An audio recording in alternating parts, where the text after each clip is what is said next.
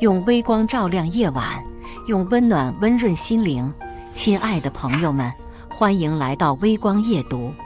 老公很穷，结婚3年，家里的全部开销都是我负责，连我跟他一起逛街，看中了200块的包，他都说太贵了，不要买。我无意间发现他在初恋生日时候送了一条价值400万的钻石项链给他。原来他不是负债的穷小子，而是坐拥亿万身家的豪门继承人。接下来开始我们本期故事，记得点击订阅并开启小铃铛。我下班回到家时已经很晚了，洗完澡坐在床上刷手机，突然看到推送出来的消息，我一阵心梗。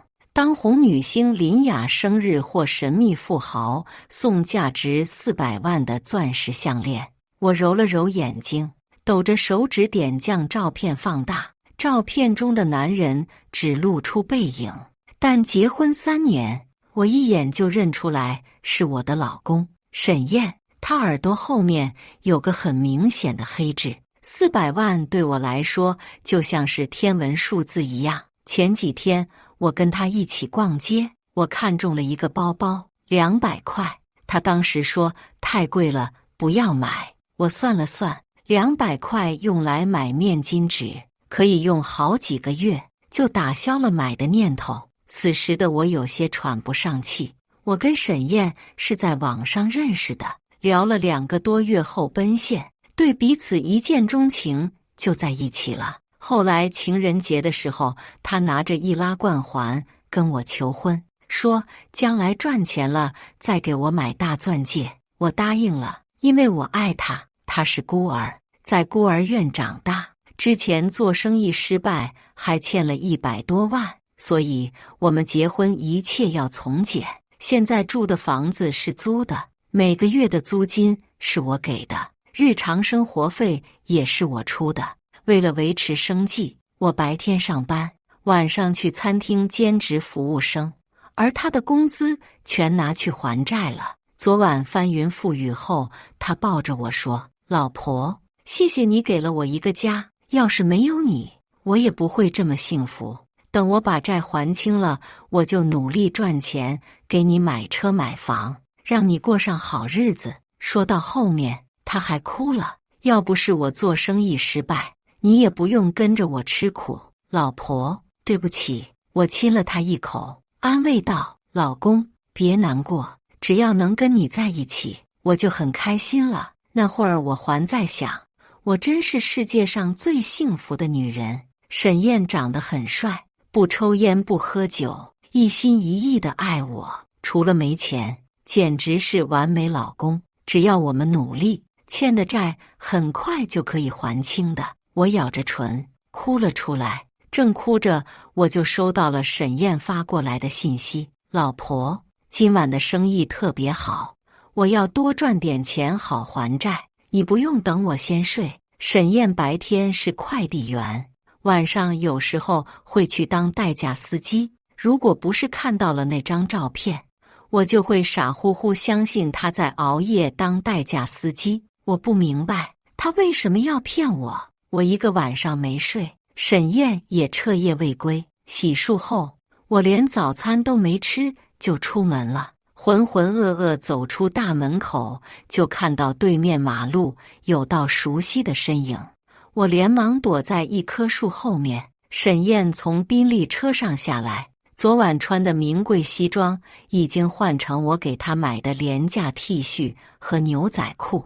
这时有个中年男人恭敬地递了一袋东西给他，里面是我很喜欢吃的豆浆小笼包。沈燕刚接过去，就有一辆车停在他前面。从车上下来的男人我认识，是一家科技公司的老总。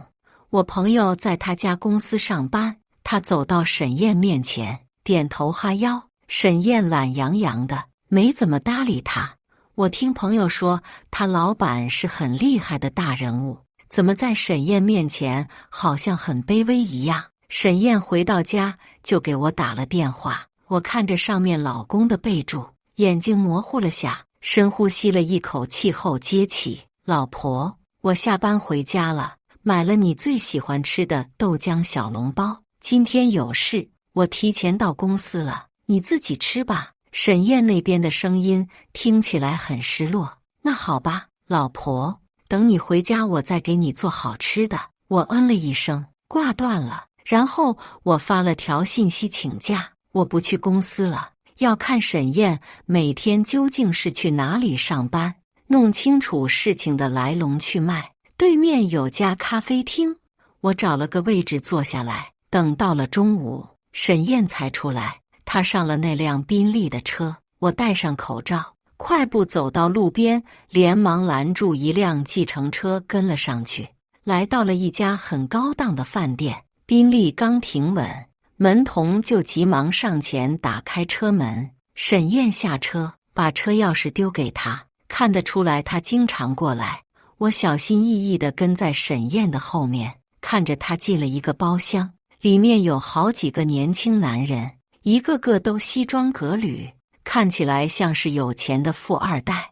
我拿出手机，假装站在走廊打电话。他们点了很多菜，什么龙虾、帝王蟹、佛跳墙，我只在综艺节目上面看到过。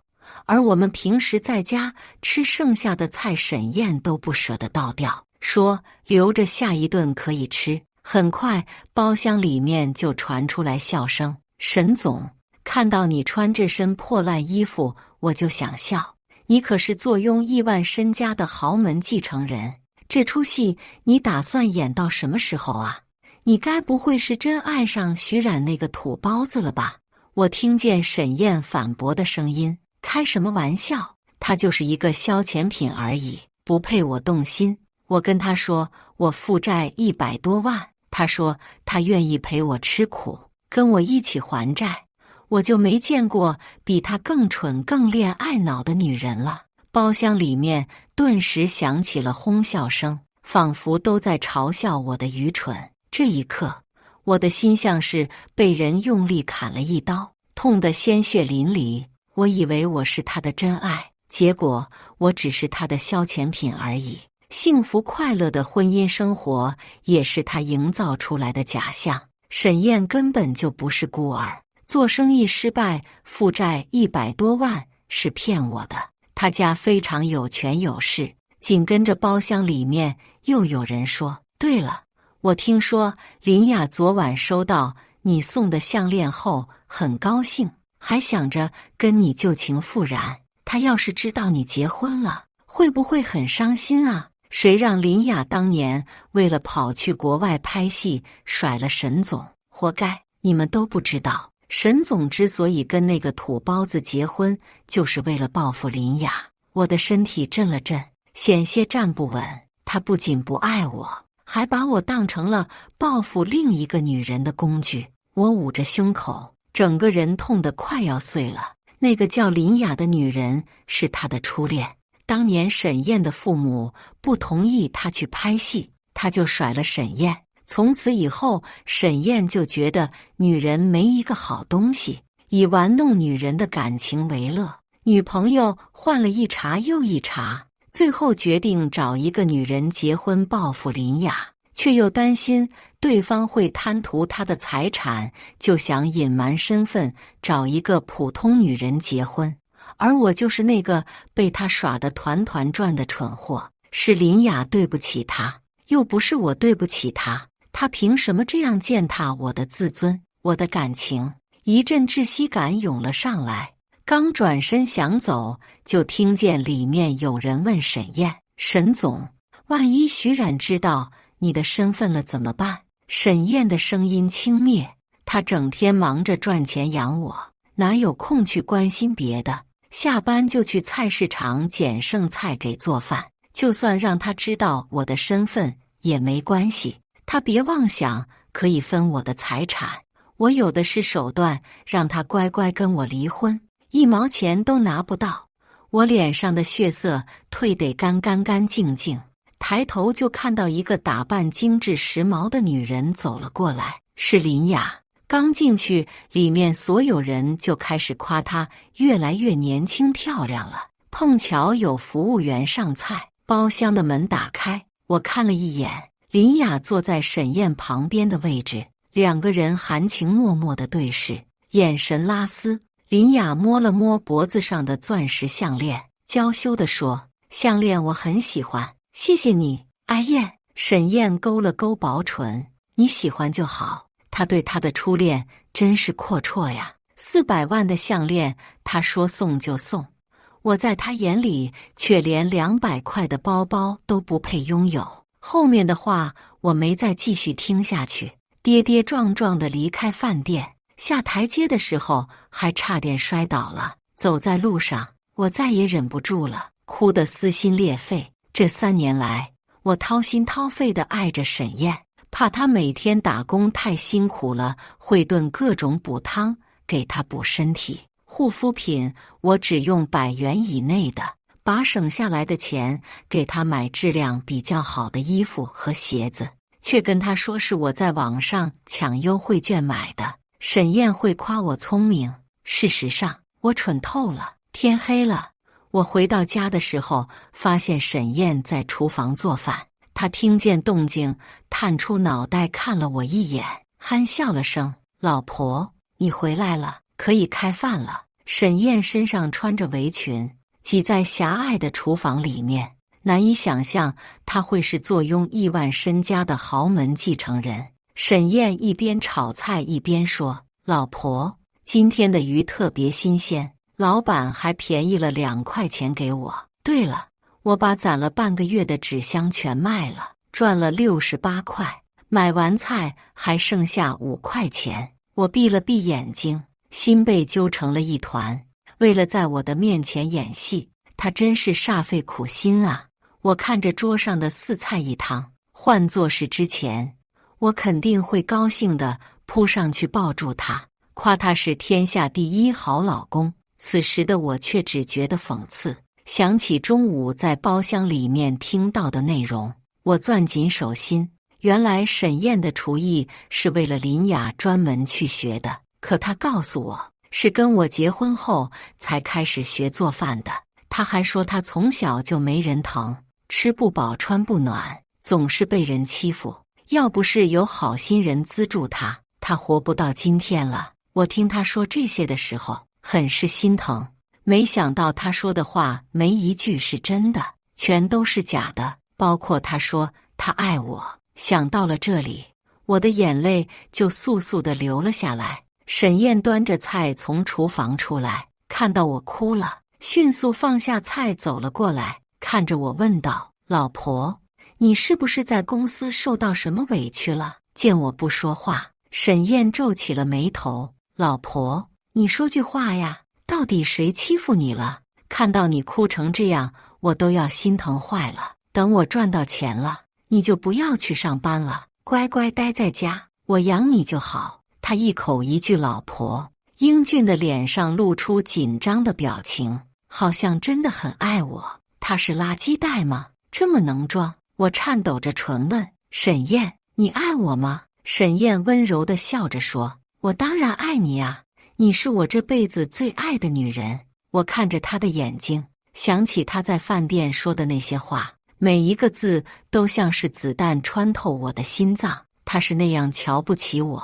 视我为消遣、一文不值的垃圾。也许还是他用来追回初恋的垫脚石，所以他现在说他爱我，我只觉得无比恶心。他太虚伪了。沈燕伸手要来抱我，我后退躲开，抬手擦掉脸上的泪水，死死地盯着他。沈燕，你的演技真好。沈燕还想跟我装傻。老婆，你在说什么呢？我拿起手机，打开昨晚保存下来的图片给他看，哽咽着问：“沈总，你玩够了吗？”沈燕的唇角的笑意瞬间凝固，很快她就镇定了下来，完全没有被我揭穿后的良心不安。她对我的爱果然是表演出来的，现在的她才是真正的她，高高在上，自私薄凉。沈燕耸了耸肩，看来你真是爱惨了我，一个背影就认出来是我。我怔住了，情绪再也控制不住爆发了。沈燕，你根本就配不上我的爱，你这个人渣！我气得全身都在抖，从包里拿出我准备好的离婚协议书扔给他。离婚？沈燕看着我，脸上露出了惊讶，然后拿起离婚协议书翻开一看，似乎是误以为自己看错了，又反复看了眼确认。因为我没要他的钱。沈燕看着我，你知道我的身份了，就没打算跟我要赡养费？我懒得再跟他多说一个字，你赶紧签名。我现在只想跟他离婚，再也不想看到他了。正说着，沈燕身上的手机就响了起来，她接了起来，不知道手机那边的人说了什么，她皱眉道：小雅，你别哭，我马上就过去。挂了电话后，沈燕立即解开身上的围裙，一副着急要出门的样子。我咬着唇，沈燕，把离婚协议书签了。没空。沈燕看都没看我一眼，就大步朝外走。我仿佛坠入冰窖，她欺骗我，玩弄我，却对我没有一丝一毫的愧疚。连现在我要跟他离婚了，她都不当作是一回事。他甚至没有回头看我一眼，只因为他初恋的一通电话，我心死如灰。十几分钟后，我把他的所有东西收拾出来，打包放在门卫，发了信息告诉他，并且通知他明天早上9点去办理离婚手续。回来看到桌上的饭菜，我上前把所有菜倒进去垃圾桶里。第二天早上9点。我准时到了民政局门口，可过了半个小时，沈燕还是没有出现。我便打给她，沈燕没接，给她发信息也不回。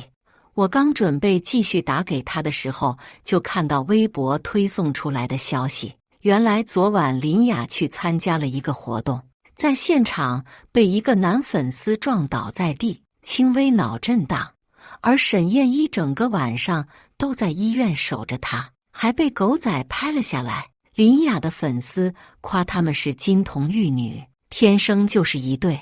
沈燕没发任何否认声明，明显是默认了。可我们现在还没有正式离婚，他还是已婚的身份，何况他都被甩过一次了，还这么狗改不了吃屎。傍晚，我下班回到家，却意外看到沈燕坐在客厅里。她身上穿着昂贵的西装，出现在这狭隘的出租屋里，显得格格不入。她还有脸进来？昨天她走得匆忙，忘了让她把钥匙交出来。我将门彻底打开，你给我出去！沈燕看着我，徐冉，你别再耍小性子了。我冷着脸说，把钥匙还给我，这里不欢迎你。还有明天早上，我在民政局门口等你。这一次，我不管你有什么理由，都必须来。沈燕看着我，自以为是地道：徐冉，别以为我不知道你是在跟我玩以退为进的把戏。离婚协议故意写什么都不要，想引起我的注意，你成功了。再说了，像我这种级别的有钱人，你怎么真的舍得跟我离婚？我绷紧背脊，他打从心眼里瞧不起我，觉得我会因为觉得高攀到他而开心不已。他错了，沈燕，如果可以，我宁愿没有遇见过你。如果明天你再放我鸽子，我就向法院提出诉讼离婚。见我的态度坚决，不像是在开玩笑，沈燕的脸都黑了。徐冉，你是不是穷傻了？你知不知道有多少女人使出浑身解数，就是为了让我多看他们一眼？你还想着跟我离婚？沈燕笑我无知，我却笑她根本就不懂什么是爱。真正的爱不会因为对方有钱没钱而改变。沈燕，我宁愿你真是那个负债的穷小子，也不是满嘴谎言的富豪。我是爱过你，但那个你是假的，是你虚构出来的，不是真正的你。沈燕不相信我说的话。徐冉，不用在我面前假装清高，你要知道，我万里挑一选中了你，是你的荣幸，不是每个女人都有机会让我布这么大局。演了3年的戏，你要知足，看着他这副恩赐我的嘴脸，真想把脚上的鞋拍在他的脸上，但我没有。他不值得我生气。我伸手指着门口，你再不滚，我就报警了。沈燕顿时有些下不来台，脸色阴霾地走了。我跟沈燕的事，我没告诉我妈。我爸去世后，她一个人把养大不容易，我怕她接受不了我离婚，想着等以后有机会再告诉她。可我没想到林雅会来找我。早上我刚出门准备去上班，就看到她站在门口。林雅居高临下地打量我，你就是徐冉？果然看起来就是一身穷酸气质。她身上穿的都是名牌，而我全身加起来还不到200块，导致她在我面前充满了优越感。说吧，你要多少钱才同意跟阿燕离婚？我不知道沈燕是怎么跟她说的，让她以为是我不同意离婚。不过我没有这个义务向她解释。见我想走，林雅伸手拉住了我。我不管你之前用了什么手段勾引阿燕娶了你，我告诉你，她是我的。你再拖着不肯离婚，就别怪我不客气。无论我跟沈燕的婚姻如何腐烂不堪，至少在法律上我们还是夫妻，轮不到林雅这样咄咄逼人对我。我冷声说，这是我的私事。林雅却张嘴就骂人，你妈是死了吗？没教你别人的东西不要惦记着。我警告你，马上跟沈燕离婚。我气得抬手抽了林雅一巴掌。她骂我可以，但不能骂我妈，这是我的底线。林雅捂着脸正要发作，却突然换上了可怜兮兮的表情。许小姐，我不是故意惹你生气的。我突然觉得她跟沈燕确实是一对，都很会表演。这时一道斥责的声音响起，徐冉，你在干什么？我转头就看到满脸怒容的沈燕走了过来，再次扬手抽了她一巴掌。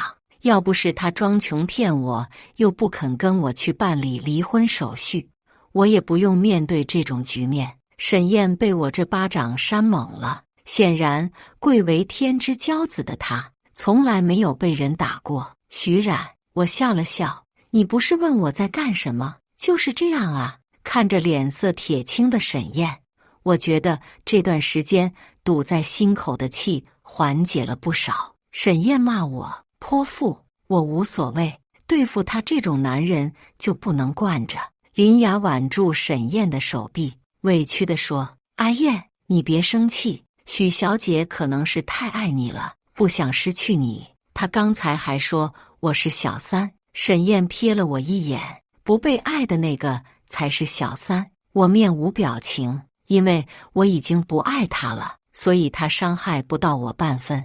不过沈燕挨了一巴掌后，终于肯跟我离婚了。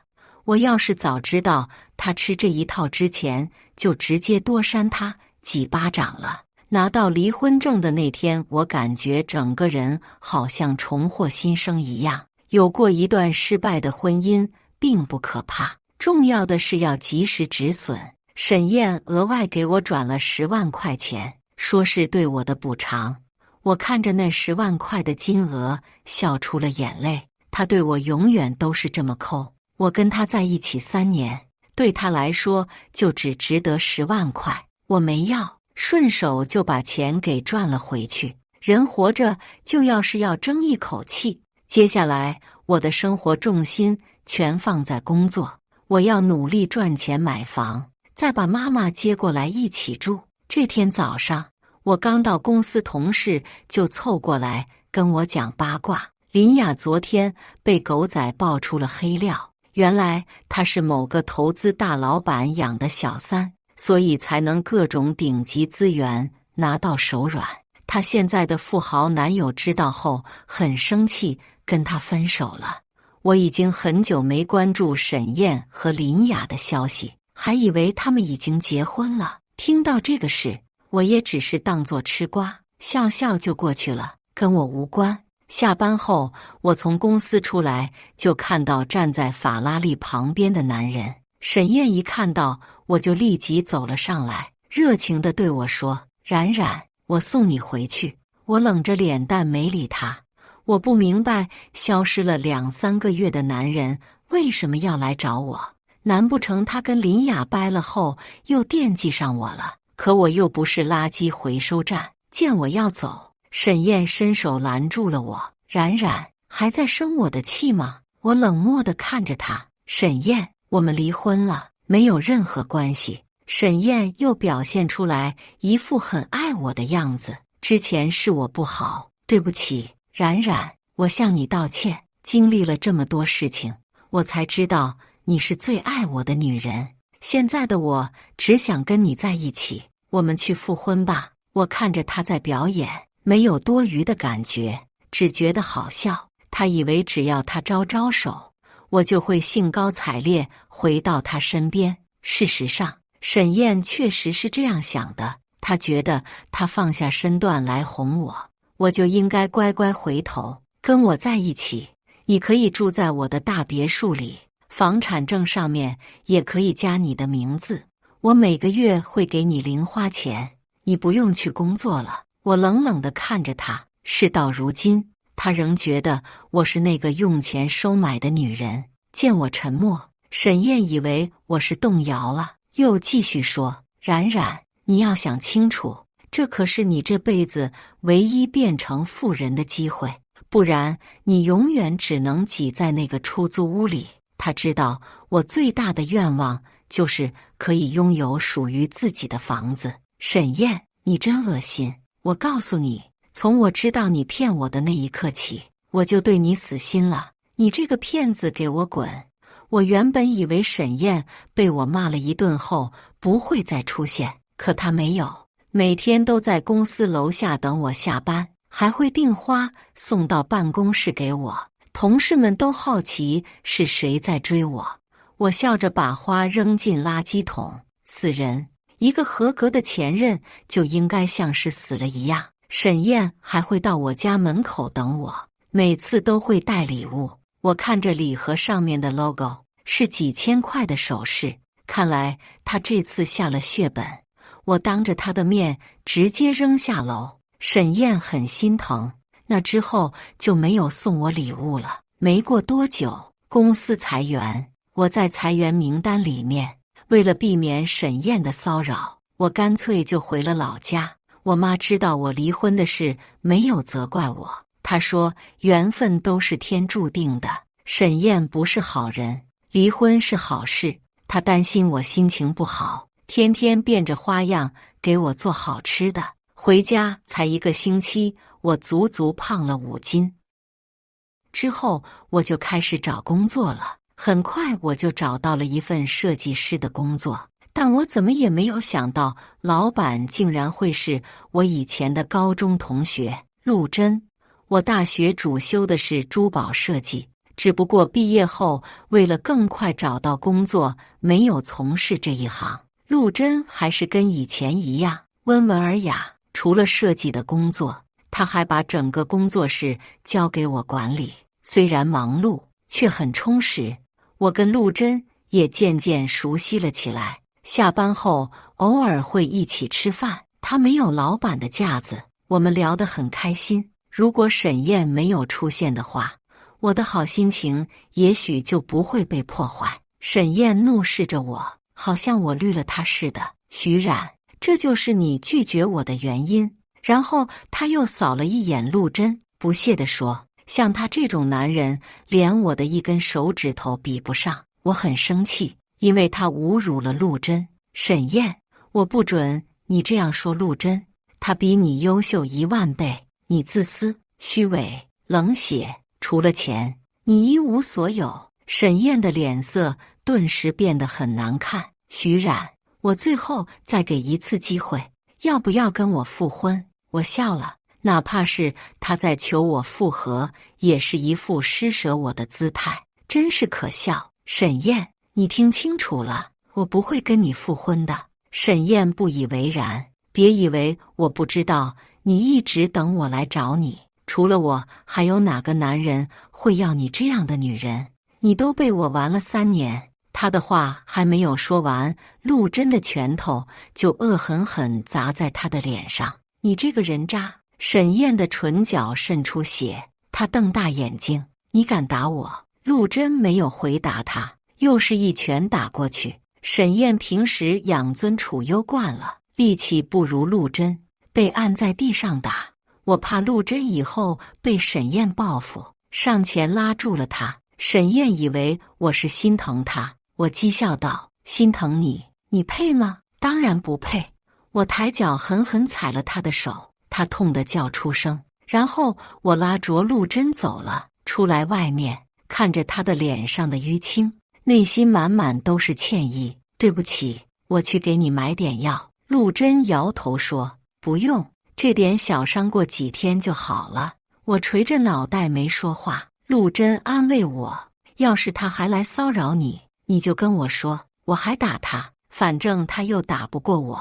我被他逗笑了，陆贞也笑了。沈燕还不死心，追到我家来，我妈拿着扫把将他赶了出去。沈燕又开始表演了，她跪在我家门口，说我要是不原谅她的话，她就一直跪下去。我很清楚，她对我没有半点真心，只有虚情假意。于是我直接拿了一盆冷水泼在她身上。沈燕被泼了一身水，气急败坏地走了。把沈燕赶走后，我本来挺高兴的，却没想到我妈突然晕倒了过去。我急忙将她送去医院检查，才知道她患上了尿毒症。还来不及消化这个消息，又听到了手术费需要50万，犹如晴天霹雳。我根本就没有50万，可要是拿不出来钱，我妈怎么办？我崩溃地站在医院的走廊，一抬头就看到沈燕出现在我面前。徐冉，只要你答应跟我在一起，我可以给你50万。我握紧手心，没说话。沈燕看着我，难道你不想救你妈妈吗？一种前所未有的绝望包围着我。我不想妥协，可想到我妈在等着手术费救命，就心急如焚。我动了动唇，刚要开口，就听见有人喊我：小冉。转头望过去，我看到陆贞大步朝我走过来。别答应他，50万我有。沈燕的脸色瞬间就变了。又是你！陆贞一把推开沈燕，拉住我的手：走，我们去交医药费。就这样，陆贞帮我妈交了医药费，我很感动。钱我一定会还给你的。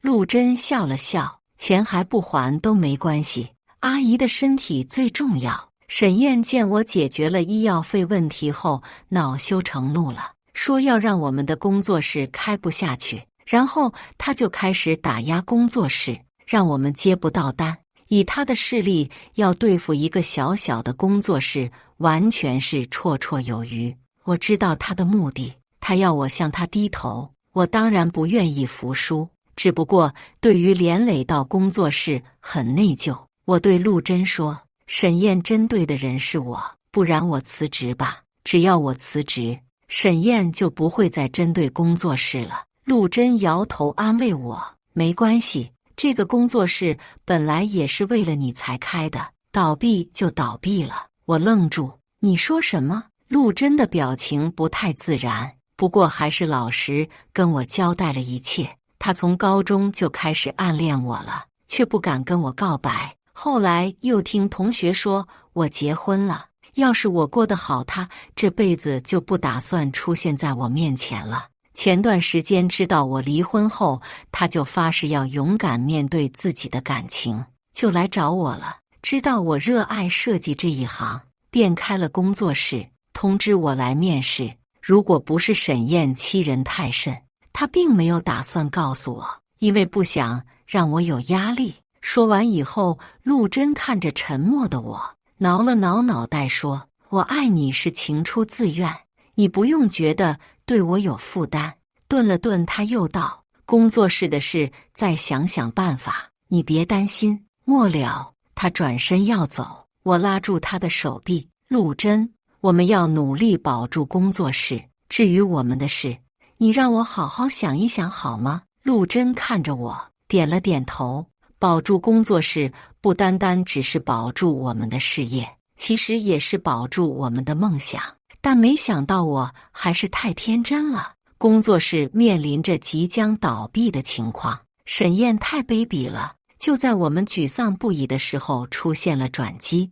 我的设计被国际奢侈品牌看中了，他们找到了我，想要跟我合作。我激动地答应了。我就知道越努力越幸运。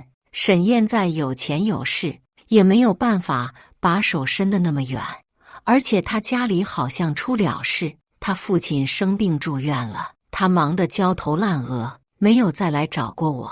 与此同时，我被陆贞的真心打动，答应跟他在一起了。工作室的名气越来越大，我也成为了赫赫有名的设计师，设计出来的珠宝频频拿下大奖。经过一段时间的筹备后，我开了第一家珠宝店，赚到钱后又继续开分店，生意火爆。我实现了目标，买了人生中的第一套房子，把我妈接过来一起住。3年后，我跟陆贞成立了公司，也就是在那一天，陆贞向我求婚了。小冉，你愿意嫁给我吗？陆贞手上拿着的戒指，我知道是她自己设计的。半年前我就已经看过设计图，是她熬了几个通宵设计出来的。真正的爱从来都是真心实意的，而不是敷衍。我含泪答应了，我愿意。陆贞很少对我说甜言蜜语，她都是用实际行动表达对我的爱意。跟她在一起，我感觉很安心踏实。陆贞的父母也没有因为我是二婚而瞧不起我，相反，把我当成他们自己的女儿一样看待。后来，我跟之前的同事聚会，才从他们那里听到了沈燕的八卦。原来沈燕压根就不是真正的沈家大少爷，是被人调包的。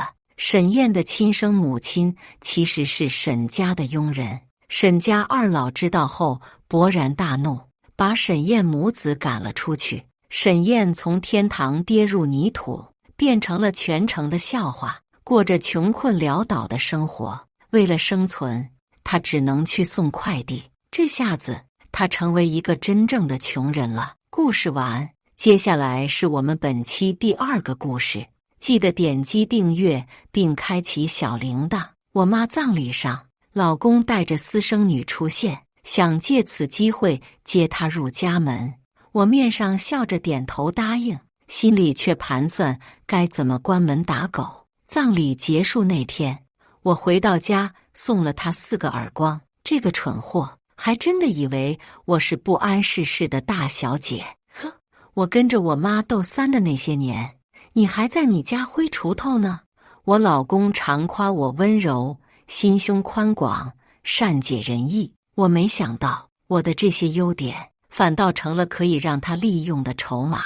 我妈葬礼上，我脸上的泪痕都还没干，他就带着他的私生女来了，15、16岁的样子，和我闺女差不多大。他拉着那姑娘跪在灵堂上，哭得撕心裂肺。戏演得差不多了，开始进入主题了。妈，谢谢您点醒了我。您说的对，我虽然对不起娇娇，可雨欣到底是我的闺女，我这个当爸爸的不能对她置之不理。妈，我会听您的，承担自己应尽的责任。老婆，你这么善良，你一定也不会拒绝的，对吧？要不是我知道我妈生平最恨三儿，我还真信了。现场的吊唁者都傻了，大概是没想到在这么个日子还能看到一场人伦大戏。闺女站在旁边，看着我的眼里全是不知所措。也是，她爸凡事都以我为先，嘘寒问暖的频率被我周围的朋友笑称为老公楷模。连我都没想到他会有这么大个女儿，更何况我闺女。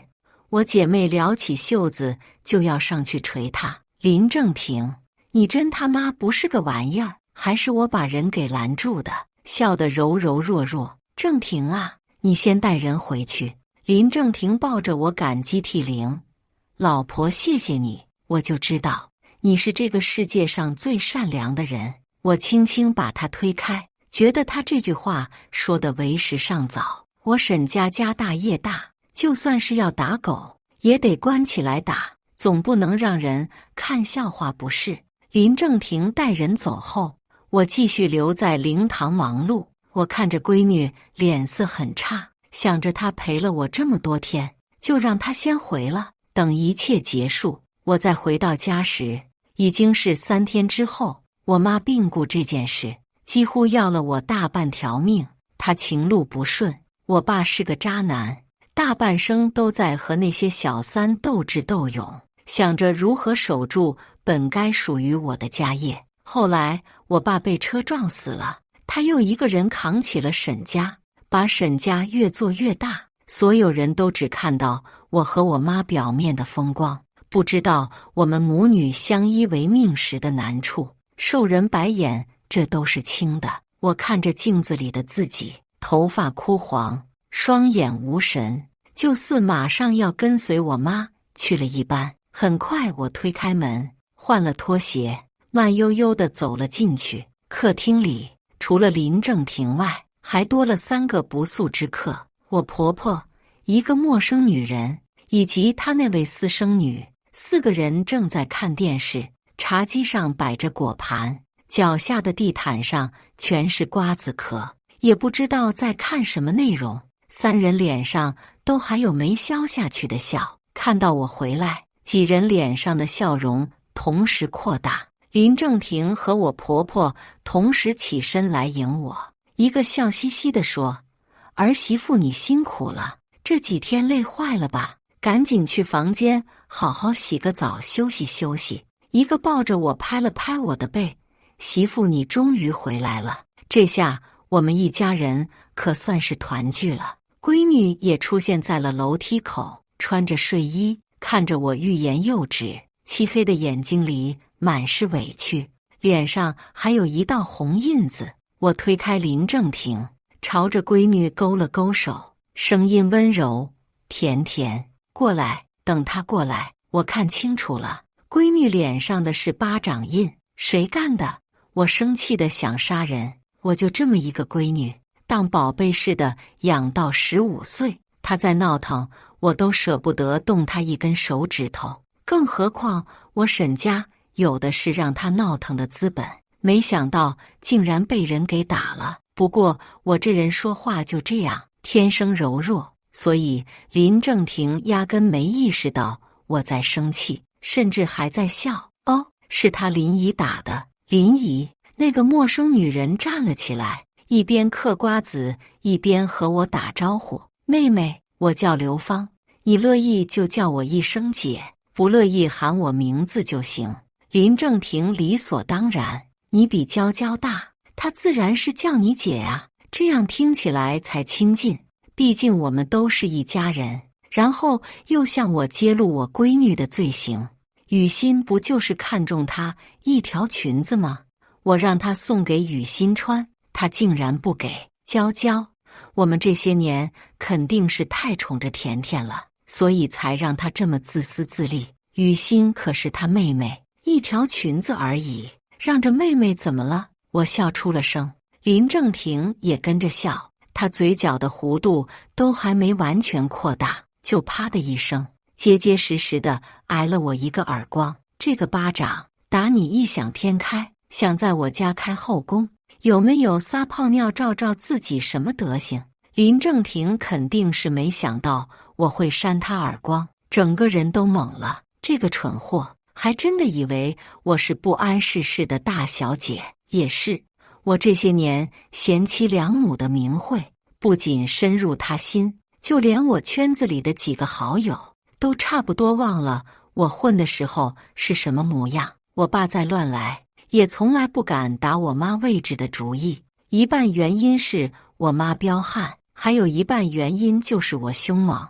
我10岁的时候就敢红着眼在我爸跟前挥菜刀：“沈灶，你要是再让我看到你带人回家，我就砍死你。”我爸怕了，又不敢当着我的面太怂，他觉得这样他面子上挂不住，于是第2天就带了女人回来。他没敢让人过夜，让人在家坐了2个小时看肥皂剧就打发走了。他以为他这样就在我面前立威成功了。直到他半夜在我磨刀的声音中醒来。我当时穿了一条白色的睡裙，脚边隔着一个电筒，电筒光照在我脸上，跟个鬼似的。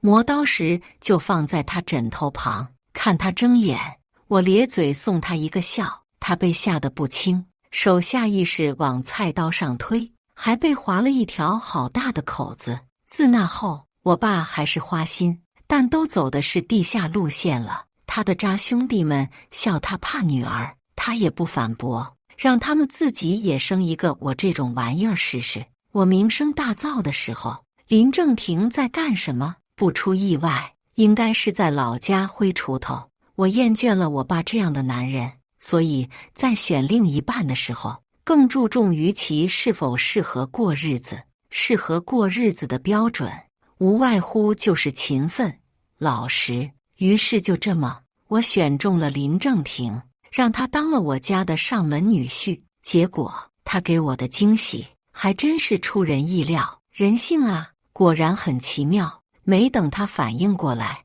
我第二个巴掌已经扇过去了。这个巴掌打你欺负我闺女，我除了沈甜甜没别的女儿。妹妹，她哪里来的妹妹？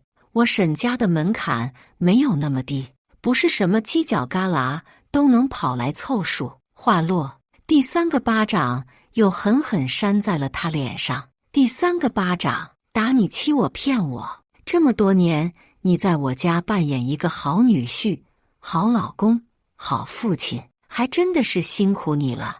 你不进军娱乐圈当演员，还真是可惜。我每一个巴掌都打得很用力，林正廷的脸都肿了。不过他这些年在我面前装已经成了习惯，就算是到了这个时候，还软着声音对我说话。娇娇，我知道这件事是我的错，可我们这么多年的夫妻情分，你好好听我解释行不行？我和刘芳真的是意外，我心里只有你。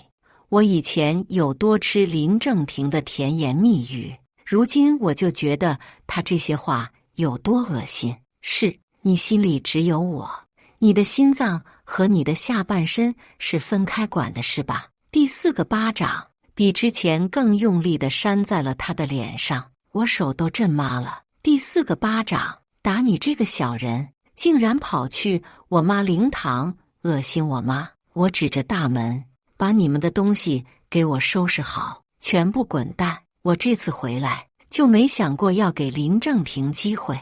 男人犯贱只有一次和无数次，更何况说林正廷是第一次犯贱，那都是抬举他了。当然他能处心积虑隐忍这么多年，一直忍到我妈死，当然不是我几句话就能赶走的。林正廷暂且还能装模作样对我说软话，他妈却忍不了了。沈娇，你是不是疯了？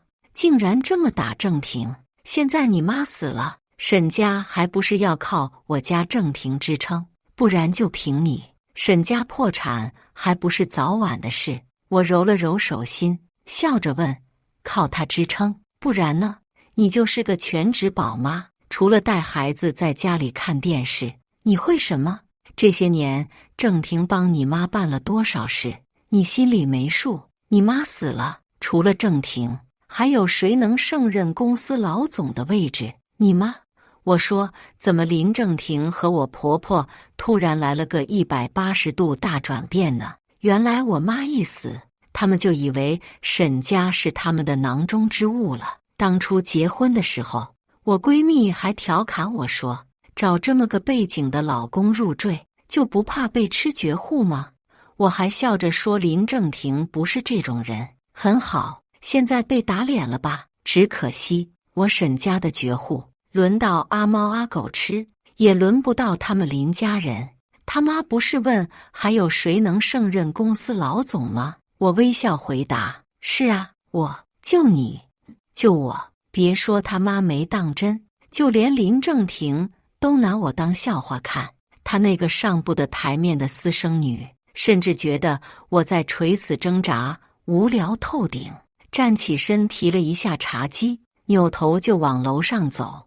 好吵，我要睡觉了，你们小声点。哦，对了，沈甜甜，我那个房间的床好硬，我睡不习惯，今晚我和你换一下。我心疼了一下，让闺女提前回来，就是想让她好好休息，没想到却让她遭了大罪，不就是徒劳了。我只能把这份痛变本加厉地从林正廷一家人身上讨回来。我转身打开门，门外等着我的3个好姐妹。好姐妹身后有7个健身壮汉，穿着背心，露出大的离谱的肌肉。我温柔地把他们迎进来，然后关上门，声音还是一贯的贤妻良母，给我狠狠打，大家千万不要客气。场面一片混乱，我姐妹找来的人有力气有节操，揍人猛且男女平等，并没有说刘芳是个女的就不打，我婆婆是个老的就不揍。当然了，秉承着一家人就是要整整齐齐的原则，我没忘了提醒他们，那边还有个小的，我看出来了，7位大哥是练过的。听到我的话，其中一个扭头就去抓林雨欣，健步如飞。到楼梯口时，还炫技来了个后空翻。林雨欣想跑，门都没有，很快就被拖了下来，加入了被揍的战场。之前是林家人在沙发上嗑瓜子，现在换我和我姐妹们在沙发上嗑瓜子。我们4人看得津津有味，不禁缅怀起了当年，这场面真让人怀念。当初我们4个也算是我们那一片的拽姐，打遍了周边小太妹，人称6中霸王花。就是他们应该庆幸咱们已经退隐江湖好多年，不然他们压根没机会走进沈家。聊了一阵，我让看傻了的沈甜甜过来，闺女，来妈这里坐。她猛猛地走过来，刚坐下去，我就站起来抡起了拳头。以前妈把你保护得太好了，你不知道人世的险恶。显然既然知道了，就好好学学，以后要是遇到垃圾，别怕事，天塌下来了还有你妈给你撑着。3姐妹也站了起来，我们4个人相视一笑，然后加入了战场。当然了，我们加入战场的时候，林家4个人已经被单方面屠戮的差不多了。4个人躺在地上，一个比一个惨。我们的加入其实也是单方面的殴打，但这是必要的过程，一是为了自己爽，二是为了在他们身上蹭一点被打被抓的痕迹，等警察一来，我就能顺利的倒打一耙。当时我头发凌乱，衣服被撕了一个老大的口子，手臂上还有一道指甲印，坐在沙发上，在我姐们的安慰里，低着头嘤嘤的哭。是他们先动的手，我颤抖着放出了一段录音，就是我回到家时发现闺女被人打了，问是谁打了，然后林正廷回答我不就是一条裙子的那一段。就连民警都狠狠皱起了眉头，冷眼看了一眼林正廷。我姐妹们也是戏精，哭得比我还大声。刚刚帮我揍人的7位大汉更是已经把背心换成了短 T， 端端正正站在一旁，成了我的目击证人。警察叔叔，我可以作证，真的是那个老妖婆先打的沈阿姨。是的，警察叔叔，我也可以作证，不是沈阿姨的错。讲真，挺给力的。可是沈阿姨，小伙子怎么看也26、7、8了吧？叫我一声姐姐不行吗？我姐妹向来懂我，看到我眼神不善，偷偷挠了挠我的胳膊。姐，里面最大的才18，他们就是长得老了点，难为我姐妹了。找一个长得老的健身大汉都不容易，他们还找了整整7个。最终，这一场闹剧以家庭纠纷结束。虽然我这个被先打的人微笑着看着林家4人被救护车抬走时的画面很离谱，但林家也没继续就着这件事往下闹，他们不敢闹的。我还能不知道林正廷心里在想什么？他想吃掉沈家，当然不能不顾及自己的名声。现在把事情闹大，对他只有坏处，没有好处。正是因为心怀梦想，所以当晚林正廷还给我发了一条短信：沈娇，你等着吧，没有我，你什么都做不了。呵呵，他以为我没在公司任职，沈家就只能是他的。毕竟他的确跟着我妈学了不少东西，可他也不想想，我为什么非要把他揍到医院去。小小一个林正廷，要搞他，我有100种方法。只是他这些年跟着我妈，在沈家公司已经有了自己的党羽，简称林派。我不把他弄走，又怎么能顺顺利利地成为沈总？林正廷住院的第1天，还在疯狂发消息骂我，而我已经忙着进入公司，接替了我妈的位置，召开了我上任后的第1场股东大会。林正廷的确不敢把我们的家庭纠纷闹大，林派的几个人都不知道他住院了。看到我还问我怎么没和林正廷一起去旅游，笑死！这个拙劣的谎言，相当于又帮了我一把。我和正廷2个人中不能都走吧？公司这边堆积的事务已经够多了，婆婆难得下来一趟，我让她带婆婆好好去玩一圈。林正廷知道消息后，在医院待不住了，第5天就坐着轮椅来了公司。我们在电梯里碰到，我腰都没弯，直挺挺站着，用余光瞥着他笑。他腮帮子被我气得硬了一下，不过有员工在，他不敢对我发作，还贱兮兮地笑了笑：呵呵，媳妇，我想你了，过来看看你。电梯一到，我让护工在电梯口等着，然后示意林正廷先行。他嘴角抽了一下，这次被打，他是最惨的那个，折了1条腿，1只手，石膏都还没拆。可他在公司还是不愿让人知道我和他决裂。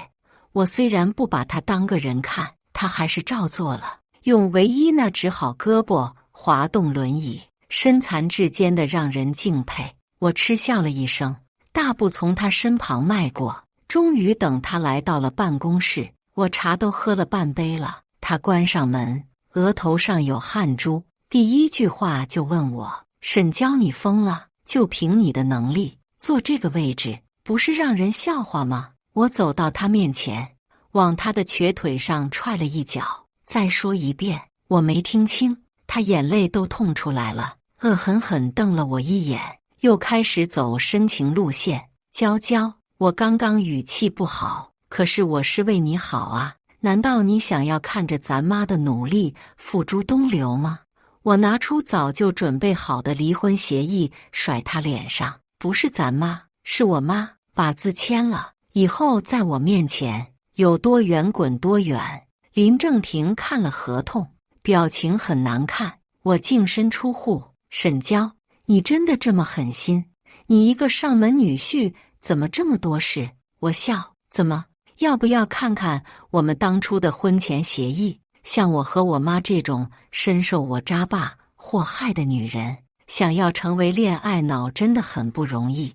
就算我曾经真的很喜欢林正廷，婚前协议也是必不可少的。总而言之一句话，姐再乐意给你钱花，姐的东西还是姐的，想要姐付出感情还赔上家产，做梦！林正廷不愿意签字，我不离婚。沈娇想要我离婚，门都没有。是啊，想要他放弃沈家这块肥肉，不可能。我点头，把离婚协议书收了起来。我和颜悦色让他签字离婚，不过考虑这里是公司，不希望自家的私事闹大，成为员工眼里的笑话。既然他不离，那我就不忍了。我打开办公室的门，把他推到门口，一脚踢翻了他。我宣布，林正廷被我开除了，请相关部门立刻完成和他的业务交接。林正廷这些年在我家公司混得风生水起，好不得意，被我当着这么多人的面这么羞辱，受不了了。第1次在我面前状若疯狗。沈娇，你这个疯婆子，你这么对我，你就等着沈家破产吧你。很好，半残了还敢气我，我又送了他几脚，重点关注了他的残手残腿。放心，破产也不会帮你养你的私生女。这句话信息量很大，相信不出一天，全公司的人都会知道林正廷软饭硬吃，只是他啃不动我的。林正廷气呼呼地走了，走之前还发消息威胁我：沈娇，你会求着我搬回去的。我懒得回他，这残废做梦呢。不过我还是小看了林正廷这个小人，他知道从我身上是没法入手了，竟然打起了我闺女的主意。最开始我还不知道这件事，直到1个半月后，我发现闺女情绪不对劲。虽然从我和林正廷闹掰后，她的情绪一直不算好，可是却没有这么低落，就连眼睛都红红的，好像哭过一样。我问她怎么了，她又摇头不乐意告诉我。我知道这个年纪的孩子都有自己的秘密，有些事情不愿意告诉家长，没关系，我不逼她，我有的是门路，可以自己弄清楚。姐妹一儿子和闺女同校，比她小1级。第2天我就去姐妹家里找到了她。这孩子特迷谍战剧，听到我请她当小间谍，要在我闺女不知情的情况下了解到我闺女在学校受了什么委屈，顿时激动到不行。阿姨，我保证完成任务，第2天就有答案了。我这才知道林正廷这厮今年刚开学就给他私生女转了学，和我闺女同班。别看他私生女上不得台面，一点教养都没有，在学校那可是活脱脱一个绿茶婊，整天都看起来柔弱不能自理，吸引了几个男女生为他出头，暗里明里没事就内涵我闺女。什么有钱人就是了不起，有钱人就是看不起人，完全把我闺女塑造成了一个蛮不讲理的大小姐形象。呵，我倒希望我闺女不讲理呢。她要是有我当年的一半，林正廷敢把她私生女转他班上去，我立刻让他把给林雨欣出头的那几个同学资料发给了我。第3天早上，我如常准备了早餐。等闺女去了学校后，在家里化了个美美的妆，换了一身漂亮的大红裙，还出门做了个美甲，一切搞定。正准备去学校帮我闺女找场子，姐妹儿子来消息了：阿姨不好了，甜甜被欺负了。林家那个小绿茶污蔑甜甜，在她身上泼了墨水，他们联合起来把甜甜关到了厕所里，还往她身上泼了水。我越气，笑得越温柔。刚到学校，我3位姐妹就气势汹汹走了过来，一位手里还拿着棒球棍，颇有当初我们叱咤风云的味道。我活动了一下筋骨，一个不要脸的小绿茶而已，用不着你们大材小用。他们调侃我：姐，别误会，我们仨是来拦架的，怕你一不留神把那孩子打死了。我真的会谢，姐姐是懂法的人好吗？下课铃声一响，我立刻走进了闺女教室。闺女看到我愣了一下，然后抿唇红了眼。她果然被人泼水了，头发都没干，身上的裙子也皱巴巴的。我递给了她一个眼神，走到了小绿茶跟前。雨欣啊，听说你带头把我闺女关在了厕所里，还往她身上倒了水，是不是呀？我声音温柔的不像话，姐妹们却狠狠哆嗦了一下。林雨欣站起来，那委屈可怜的表情，果然相当的小绿茶。阿姨，你不要怪我的同学们，他们只是助人为乐，看不下去沈甜甜的所作所为而已。她低头指了指身前，的确有一块指甲大小的黑墨水。好家伙，我拍了拍她的肩膀，要是阿姨没记错，你身上这条裙子是我家甜甜的吧？她表情变了变，哟，穿我闺女的衣服时就没怕过自己私生女的身份，现在知道怕了。小绿茶就是小绿茶，还知道转移话题。阿姨，我不怪甜甜的，我知道她不是故意的。放心，阿姨，我会和甜甜当好姐妹、好同学。不等她说完，我一个耳光就扇了过去。好姐妹，林雨欣，你一个见不得光的私生女，也配当沈甜甜的好姐妹？林雨欣人直接傻了，我又反手一个巴掌。上次你在我家，我没打你，你还真的把自己当个东西了。我拽着她的头发，把她红肿的脸拿给她的同学看，你们给我看清楚，就这位沈甜甜，她渣爸养在外面的私生女，抢我闺女的衣服，还想占她的房间，现在还跑来学校恶心我闺女。我又把林雨欣拽到我闺女跟前，道歉。她不乐意，我就扇她，连续扇了3个巴掌，把她鼻血都扇出来了。她道歉了，对不起。我放开她，语气温和，帮你那几个同学叫什么名字呢？欺负我闺女的人一个都不能放过。林雨欣哆哆嗦嗦点了几个人出来，这几个小朋友大多都吓坏了，一边哭一边说对不起。只有一个高个子男生嘴硬说他没错，有钱就可以为所欲为吗？我看着他，亲，我今天来那是评理办事，如果你非要用有钱给我定罪也行，我可以坐实这个罪名。我笑着说出了他的资料：林聪辉，体育生，父亲在腾龙企业当保安，母亲是保洁。你信不信我一个电话就能让你父母失业？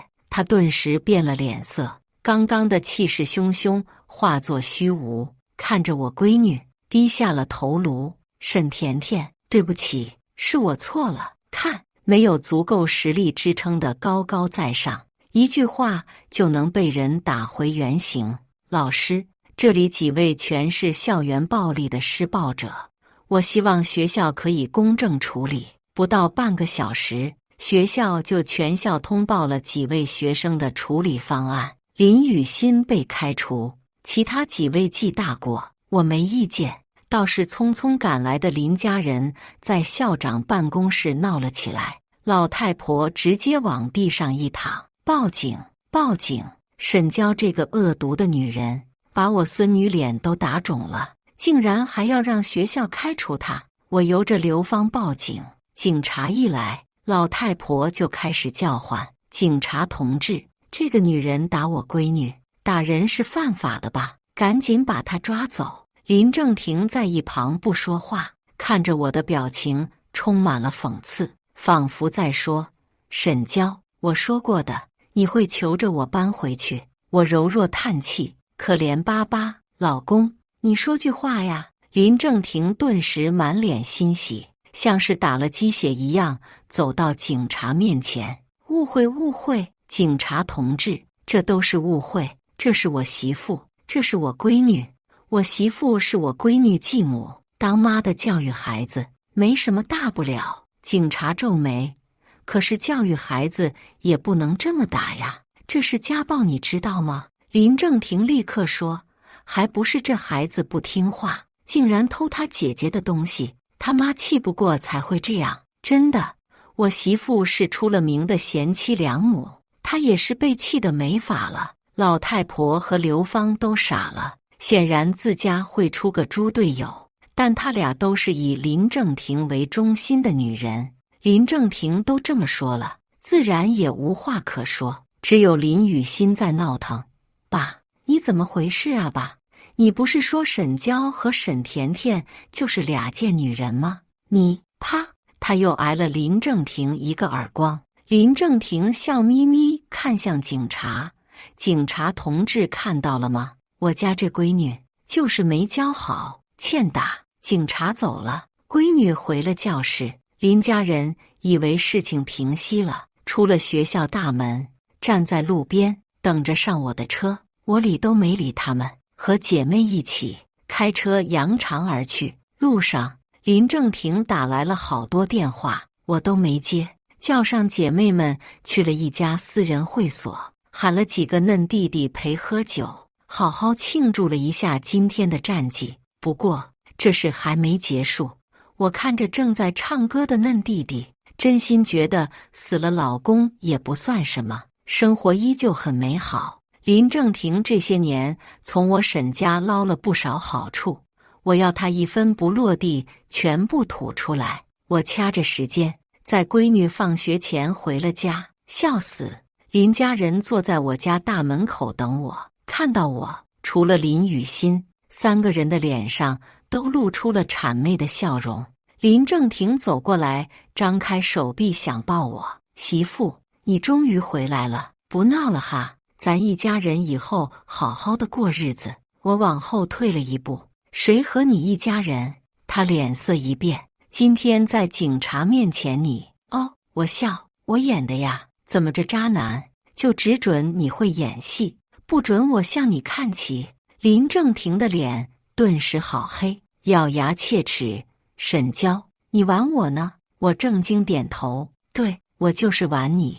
你不是不离婚吗？行啊，那我们就去打官司点你的财产，让你真正的净身出户。不出意外，第2天林正廷就同意和我离婚了。是啊，他想要翻身，必须要有资本，真的净身出户了。他去哪拿钱？冷静期一过，我们就去民政局领了离婚证。出来的时候，他和刘芳手牵手，冷冷地看着我。沈娇，你真以为你有你妈那么厉害？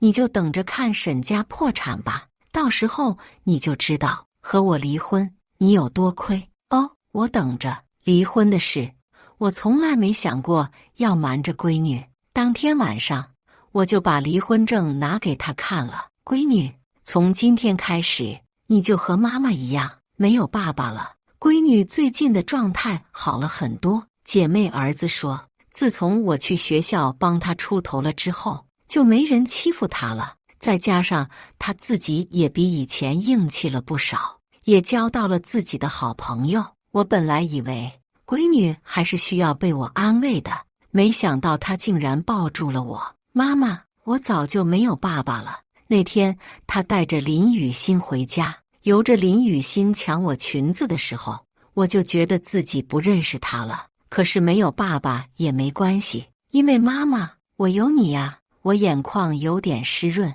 觉得闺女真好，又觉得对不起她。我的童年过得不好，所以有了闺女后，我努力把最好的都给她，想要让她拥有一个和我截然不同的童年。可我和我妈一样，选错了人，到底还是让她被迫成长了。对不起，我的小公主，妈妈让你受委屈了。闺女摇头扑入我的怀里，才没有，妈妈，你还是我心里最温柔的妈妈。就连你扇林雨欣耳光的时候，我还是觉得你温柔啊。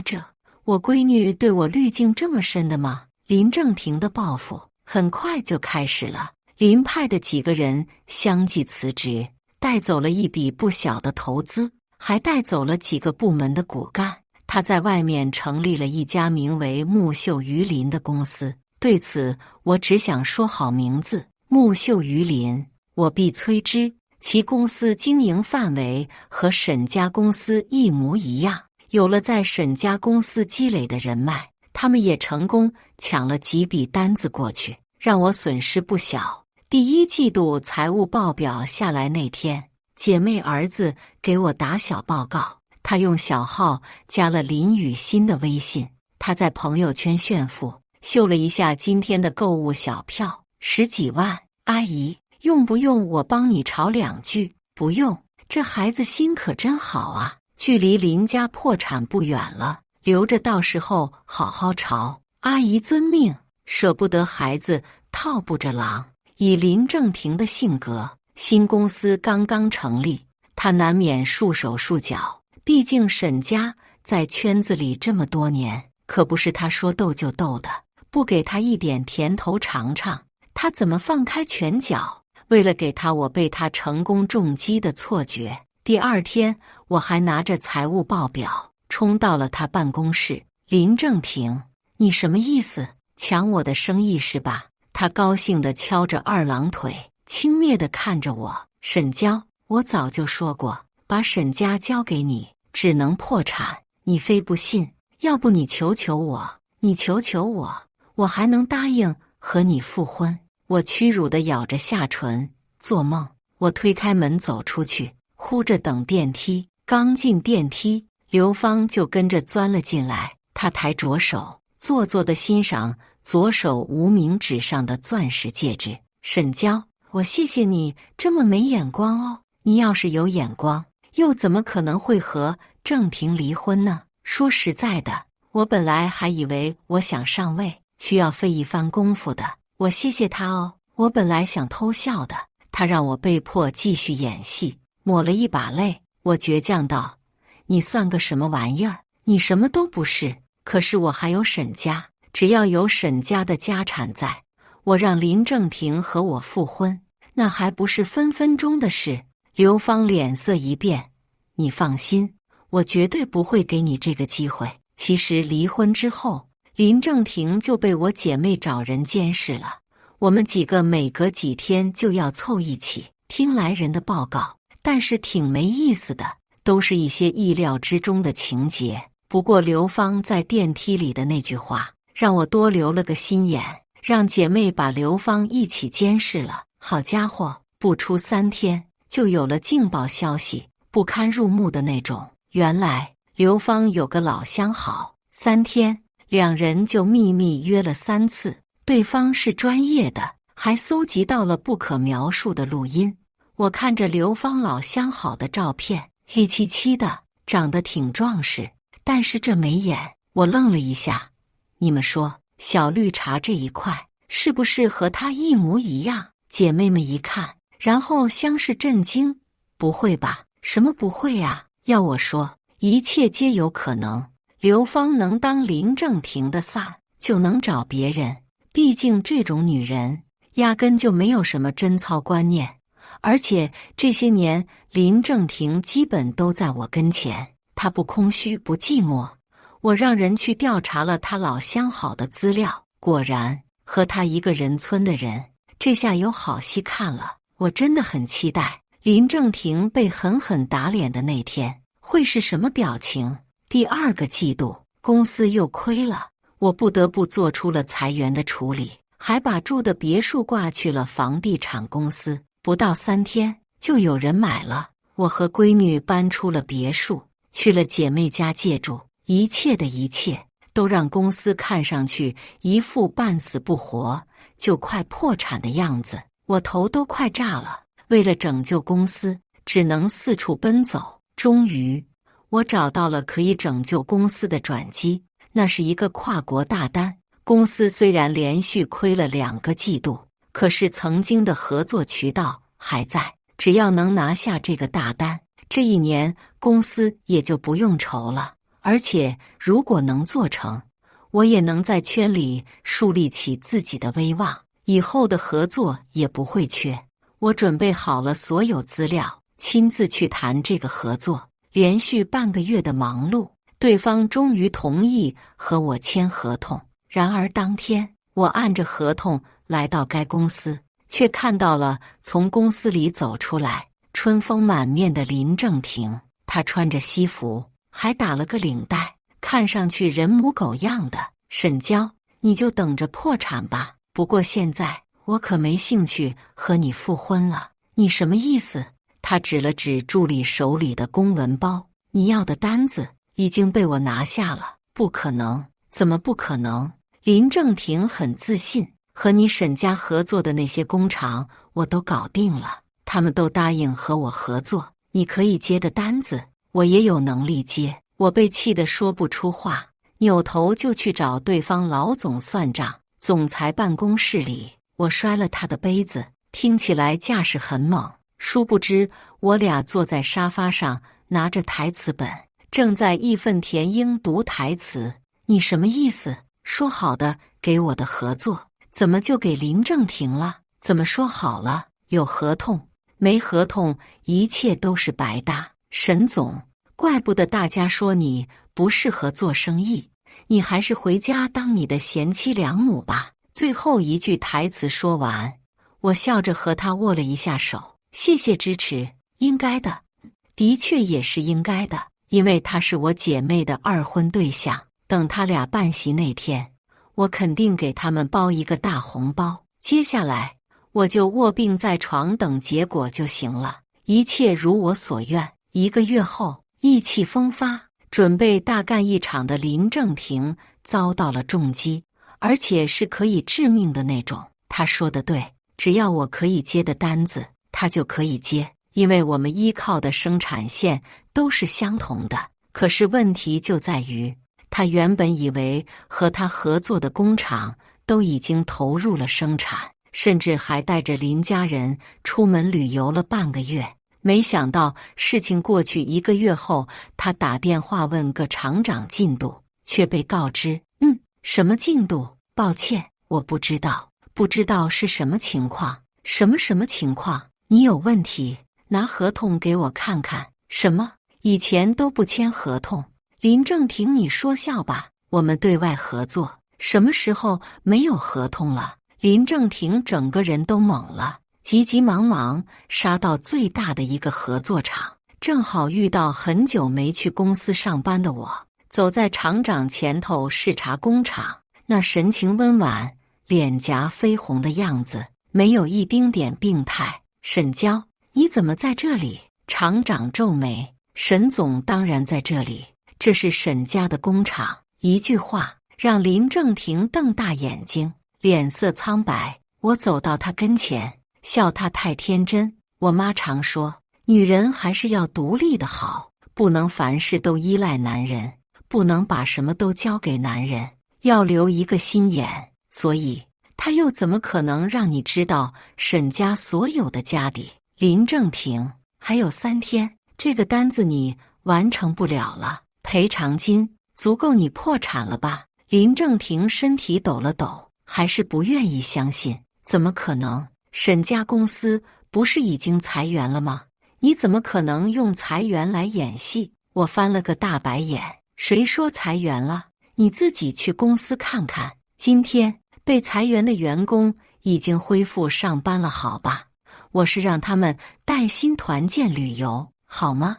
那你卖房子？假的。林正廷瘫坐在地上，发呆了很久，扭头狂奔出了工厂。期限还没到，他自然会使出所有的力气扭转乾坤。